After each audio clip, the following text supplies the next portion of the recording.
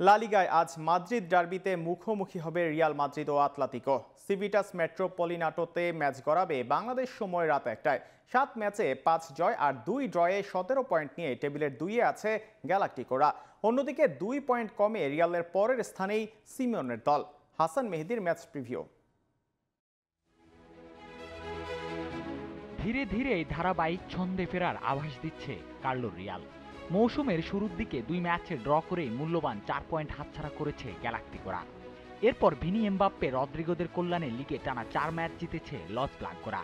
শেষ ম্যাচটায়ও আলাভেসের বিপক্ষে জয় এসেছে ৩-২ গোলে।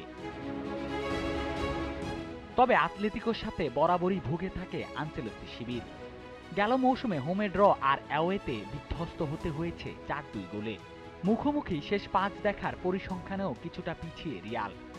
২ ড্র আর ১ জয়ের বিপরীতে হার আছে দুটোতে। ইনজুরি লাইনটাও লম্বা হয়েছে মাদ্রিদের। ব্রাহিম দিয়াজ, দানি সোবায়েজদের সাথে এবার সেই লিস্টে যোগ হয়েছে কিলিয়ান এমবাপ্পের নাম। হ্যামস্ট্রিং ইনজুরিতে ডার্বি খেলা হচ্ছে না ফরাসি তারকার। এদিকে আতলেতিকোর জার্নিটা ঠিকঠাকই যাচ্ছিল।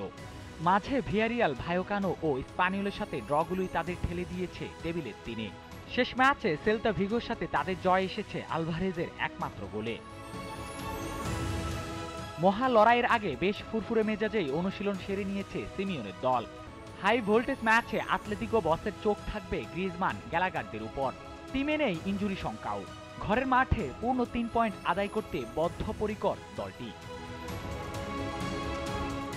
হাসান মেহেদী, জিটিভি নিউজ।